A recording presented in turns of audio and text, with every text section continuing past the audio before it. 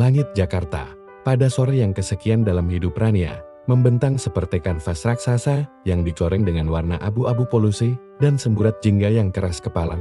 Dari jendela apartemennya yang sempit di lantai 7, kota itu tampak seperti monster beton yang hidup.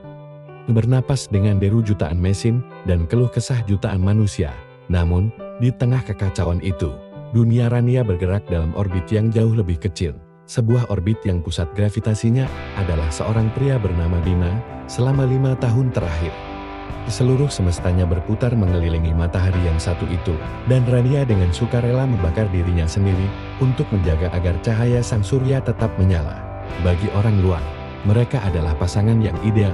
Bima, seorang vokalis dan gitaris karismatik dari band indie yang sedang naik daun. Senjakala Rania, seorang desainer grafis berbakat dengan senyum yang teduh dan kesabaran seluas samudra di belakang panggung di kedai kopi yang remang-remang. Di setiap unggahan media sosial, Rania selalu ada di sana. Bayangan setia yang memastikan dunianya Bima berjalan sempurna. Namun, hanya Rania yang tahu harga dari bayangan itu.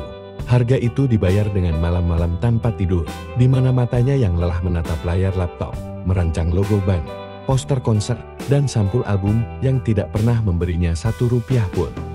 Harga itu dibayar dengan janji-janji makan malam yang dibatalkan pada menit terakhir karena latihan mendadak atau pertemuan penting dengan produser. Harga itu dibayar dengan tabungannya sendiri yang diam-diam ia gunakan untuk menutupi biaya sewa studio atau membeli senar gitar baru saat Bima sedang seret. Setiap pengorbanan itu adalah gema yang ia kirimkan ke alam semesta Bima. Sebuah gema cinta tulus yang ia yakini suatu hari nanti akan kembali kepadanya dengan kekuatan yang sama. "Kamu terlalu baik, Ran," kata sahabatnya, Bita, suatu sore saat mereka menyeruput es kopi susu di sebuah kafe. "Lihat dirimu, lingkaran matamu lebih gelap dari kopiku." Bima tidak akan pernah sadar semua ini, kalau kamu tidak pernah menunjukkannya. Rania hanya tersenyum tipis. Senyum yang sudah menjadi tameng andalannya. Dia sedang berjuang, Dik. Ini adalah impiannya, impian kamu. Kalau dia berhasil, semua ini akan terbayar. Impian kalian? Atau impiannya yang kamu jadikan impianmu juga? Balas Dita tajam, namun tatapannya penuh kekhawatiran. Rania tidak menjawab. Ia tahu ada kebenaran dalam kata-kata Dita, sebuah kebenaran yang terlalu menyakitkan untuk diakui. Jadi, ia terus percaya, ia terus mengirimkan gema itu, berharap suatu hari nanti pantulannya akan kembali dan menghangatkan jiwanya yang mulai terasa dingin. Dia tidak tahu bahwa beberapa gema memang tidak pernah ditakdirkan untuk kembali, mereka hanya terserap ke dalam kehampaan, lenyap tanpa jejak.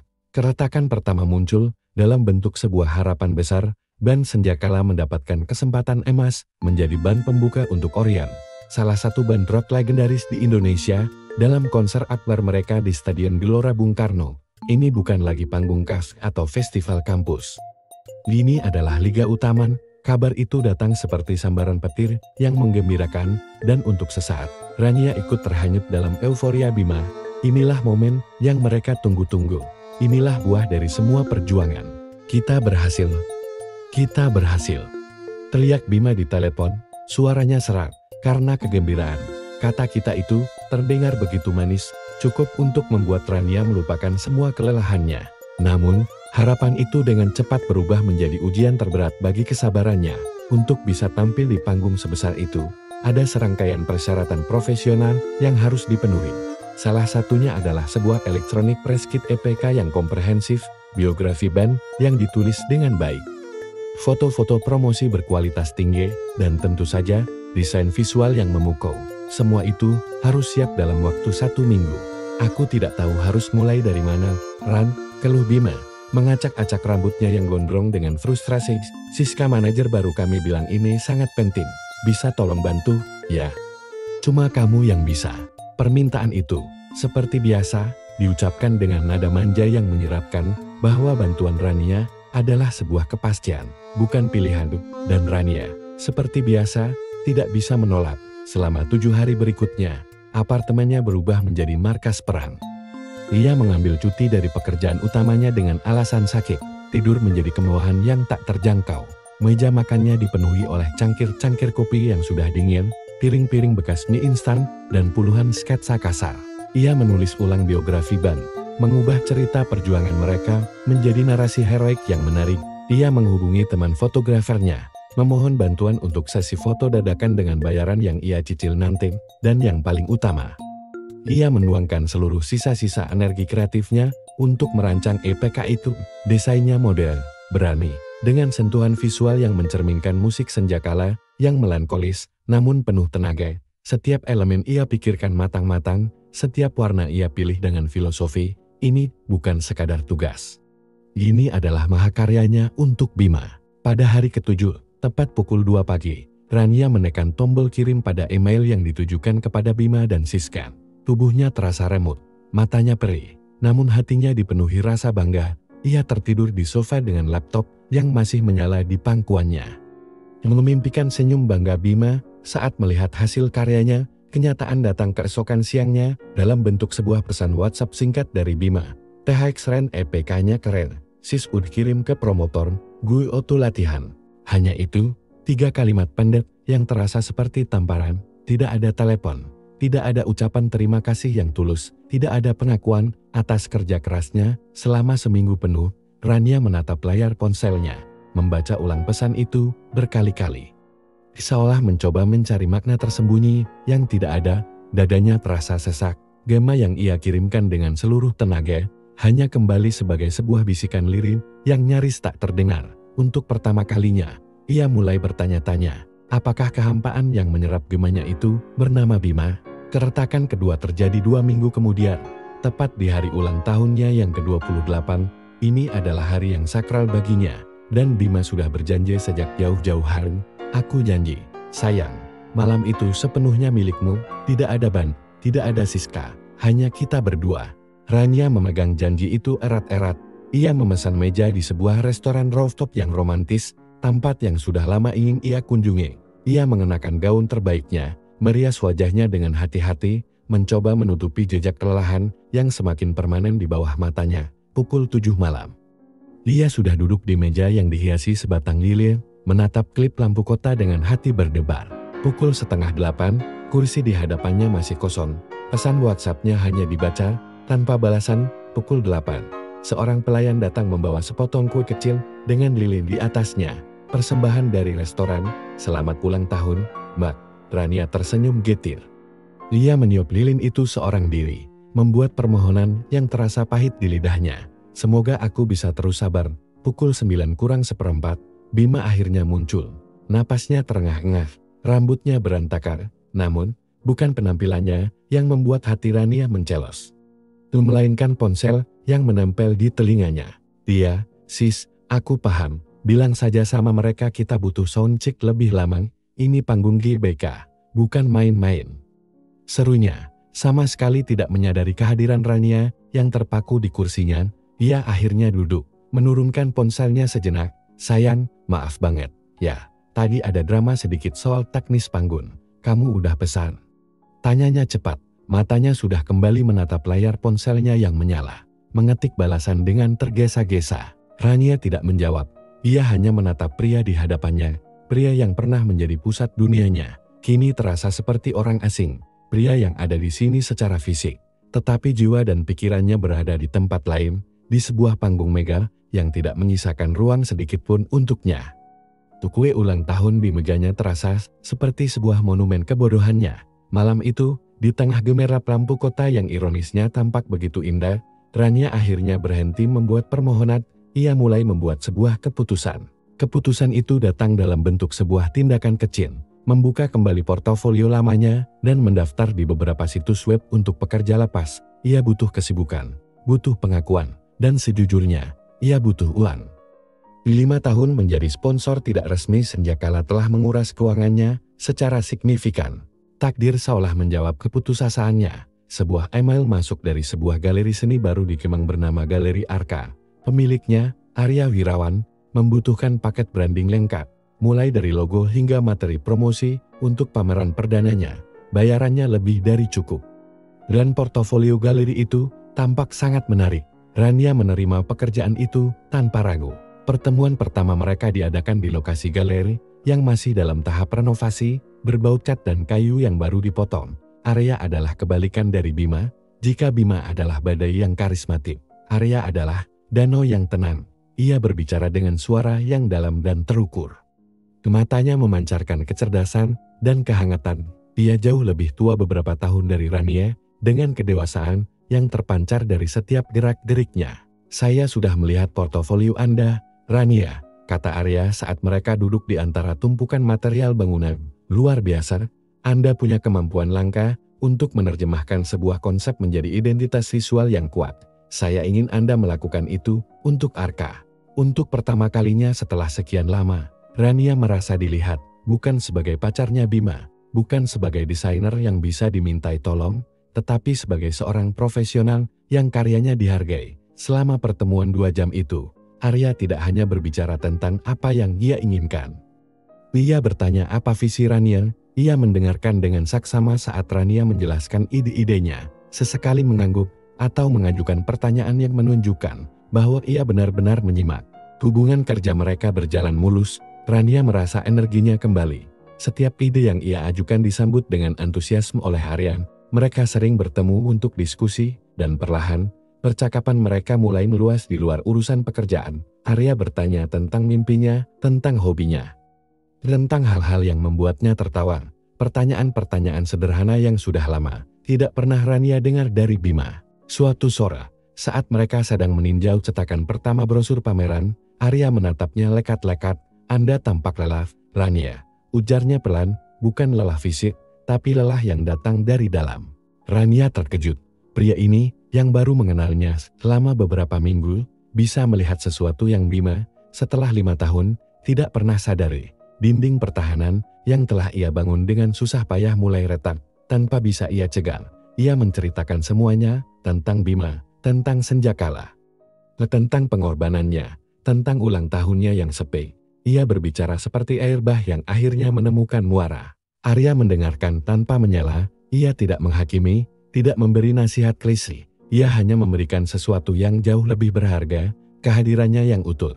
Setelah Rania selesai, Arya hanya berkata, "Seorang seniman butuh diapresiasi agar bisa terus berkarya, dan kamu adalah seorang seniman. Rania, jangan biarkan siapapun membuatmu lupa akan hal itu." Kata-kata itu diucapkan dengan ketulusan yang begitu gamblang, terasa seperti balsam yang menyejukkan lukanya yang menganga. Pertemuan dengan Arya seperti membuka jendela di sebuah ruangan yang pengap.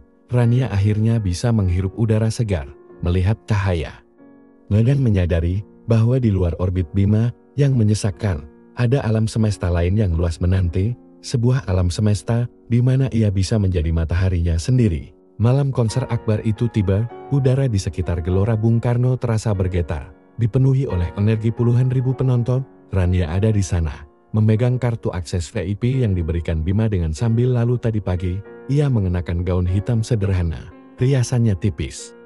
Dia tidak merasa gugup atau bersemangat, ia merasa seperti seorang pengamat, seorang penonton yang sedang menyaksikan babak terakhir dari sebuah drama yang sudah ia ketahui akhirnya. Di belakang panggung, suasananya kacau balau. Rania melihat EPK hasil karyanya terpampang di layar besar di ruang pers. Ia mendengar beberapa wartawan memuji citra profesional band Senjakala. Hatinya tidak merasakan apa-apa, itu terasa seperti melihat karya orang lain. Ia menemukan Bima sedang dikelilingi oleh krunya. Wajahnya tegang, namun penuh semangat. "Sayang, kamu di sini," sapa Bima, memberinya ciuman singkat di pipi yang terasa dingin. "Doakan lancar, ya."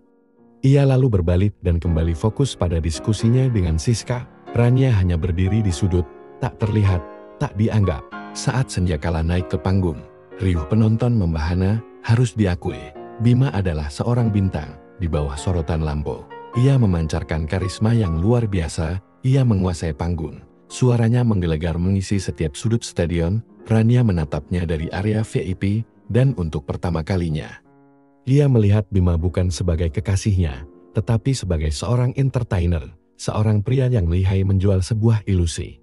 Di pertengahan penampilan mereka, setelah sebuah lagu yang disambut tepuk tangan meriah, Bima mengambil mikrofon untuk berbicara. "Inilah saatnya," pikir Rania dengan getir, "momen pembuktian. Terima kasih, Jakarta," teriak Bima. "Kami tidak akan pernah sampai di sini tanpa dukungan banyak pihak. Terima kasih untuk Band Oriam yang sudah memberi kami kesempatan. Terima kasih untuk kru kami yang bekerja tanpa lelah." Ia berhenti sejenak, tersenyum lebar. Rania menahan napas. Dan tentu saja, tepuk tangan yang paling meriah untuk manajer kami yang luar biasa, Siska. Dialah otak di balik semua ini. Tanpanya, kami bukan apa-apa. Siska, yang berdiri di sisi panggung, melambaikan tangan dengan anggun, penonton bersorak. Nama Rania tidak pernah disebut, bahkan tidak sebagai bisikan, keberadaannya, pengorbanannya, malam-malam tanpa tidurnya. Semuanya dihapus dalam satu kalimat pidato kemenangan. Pada saat itulah, Rania merasakan sesuatu yang aneh. Hatinya tidak sakit, tidak ada air mata. Yang ada hanyalah sebuah kelegaan yang dingin dan sunyi. Ilusi itu telah hancur berkeping-keping, dan di antara reruntuhannya, ia menemukan kebebasannya. Bima yang ia kirimkan selama 5 tahun, tidak pernah kembali, dan kini ia tidak lagi menunggunya. Ia mematikan penerimanya, ia berbalik untuk pergi, dan saat itulah, ia melihat Arya berdiri tak jauh darinya, menatapnya dengan ekspresi yang penuh pengertian. Arya juga diundang sebagai tamu VIP oleh salah satu sponsor. Ia pasti sudah mendengar semuanya. Kamu tidak apa-apa? Tanya Arya pelan. Rania menatapnya, dan untuk pertama kalinya malam itu, ia tersenyum, sebuah senyum yang tulus dan ringan. Aku tidak pernah merasa lebih baik, jawabnya. Mereka meninggalkan keriuhan stadion itu, bersama-sama, berjalan dalam diam di bawah langit malam Jakarta. Untuk pertama kalinya, Rania merasa langkahnya ringan, seolah sebuah beban berat yang tak terlihat telah terangkat dari pundaknya. Bima pulang ke apartemen lewat tengah malam, masih dipenuhi adrenalin dan euforia. Ia membuka pintu sambil berteriak, "Kita berhasil, Ran. Kamu lihat tadi. Gila kan?" Ia menemukan Rania sedang duduk tenang di sofa ruang tamu. Di samping sebuah koper kecil yang sudah terisi rapin, senyum di wajah Bima memudar. "Loh, kamu mau kemana?" Rania menatapnya. Tatapannya tenang dan jernih. Badai di dalam dirinya telah reda, menyisakan lautan yang damai. "Aku mau pergi." "Bim, pergi? Pergi kemana?" "Besok kan kita harus merayakan ini." Tanyanya. "Bingung, tidak ada kita, Bim," kata Rania lembut. "Yang ada hanya kamu, selalu hanya kamu." Dan kemudian, ia mulai berbicara, bukan dengan amarah atau air mata, tetapi dengan ketenangan seorang akuntan yang membacakan laporan akhir tahun. Ia menjabarkan semuanya, 5 tahun pengorbanan, dihitung dalam malam-malam tanpa tidur, janji-janji yang diingkari, dan uang yang tak pernah kembali. Ia mengakhirinya dengan pidato kemenangan Bima di atas panggung. "Malam ini, saat kamu berterima kasih kepada semua orang kecuali aku," kata Rania. "Aku tidak merasa sakit hati, aku justru berterima kasih padamu. Kamu akhirnya memberiku jawaban yang selama ini aku cari. Aku bukan bagian dari duniamu. Aku hanyalah perangkat yang kamu gunakan untuk membangun panggungmu. Dan sekarang setelah panggung itu jadi, perancah ini sudah tidak berguna lagi." Bima terpaku, wajahnya pucat. Untuk pertama kalinya, ia benar-benar melihat Rania, dan ia melihat luka dan kekecewaan yang belum pernah ia lihat sebelumnya. "Bukan begitu, Ran, aku hanya lupa. Aku terlalu gugup. Aku melakukan semua ini untuk kita." Itulah kalimat terakhir yang menyadarkan Rania bahwa pria ini tidak akan pernah mengerti. "Tidak, Bima, kamu melakukannya untukmu, dan itu tidak apa-apa. Tapi aku sudah selesai menjadi penonton dalam ceritamu. Aku ingin menulis ceritaku sendiri." Ia berdiri, menarik gagang kopernya. Rasanya begitu mudah, begitu ringan. Ia tidak sedang meninggalkan sebuah kehidupan, ia sedang memulainya. "Aku pergi, Bim. Semoga kamu bahagia dengan duniamu." Ia berjalan keluar dari pintu itu tanpa menoleh ke belakang. Di luar, sebuah taksi yang telah ia pesan sudah menunggu. Saat mobil itu melaju menjauh dari gedung apartemen yang telah menjadi saksi bisu pengorbanannya, Rania tidak menangis. Ia justru membuka jendela, membiarkan angin malam Jakarta menerpa wajahnya. Ia merasa bebas. 6 bulan kemudian, sebuah galeri yang ramai di Kemang. Dindingnya dihiasi karya-karya seni kontemporer yang berani. Di salah satu sudut, sebuah ruang kreatif baru saja diresmikan, bernama Studio Akarania. Ruangan itu terang, minimalis, dan penuh dengan energi positif. Di tengah keramaian para tamu undangan, Rania berdiri di samping Arya. Ia tertawa. Tawanya terdengar lepas dan renyah. Ia tampak berbeda, rambutnya dipotong lebih pendek. Gayanya lebih cik, dan matanya memancarkan cahaya kepercayaan diri yang menyilaukan. Bakatnya, yang kini disirami dengan penghargaan dan dukungan, telah mekar dengan luar biasa. Studionya sudah menangani beberapa klien besar. Ia tidak lagi menjadi bayangan, ia telah menjadi sumber cahaya. Di seberang jalan, dari dalam mobilnya yang gelap, Bima memperhatikannya. Dia memang menikmati kesuksesan sesaat, tapi tanpa Rania yang mengatur segalanya di belakang layar. Dunianya mulai berantakan. Ia merindukan ketenangan yang Rania berikan. Dukungan tanpa syarat yang dulu dia anggap remeh. Dia melihat Rania tertawa bersama Arya, dan seberkas penyesalan yang tajam menusuk hatinya. Ia menyalakan mesin mobilnya dan melaju pergi, menghilang di telan kemacetan Jakarta. Rania tidak menyadarinya, ia tidak lagi melihat ke belakang.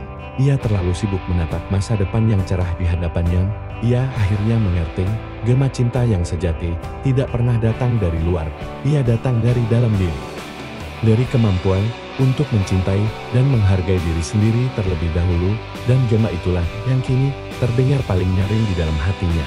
Sebuah musik indah yang mengiringi langkahnya menuju babak baru yang penuh warna.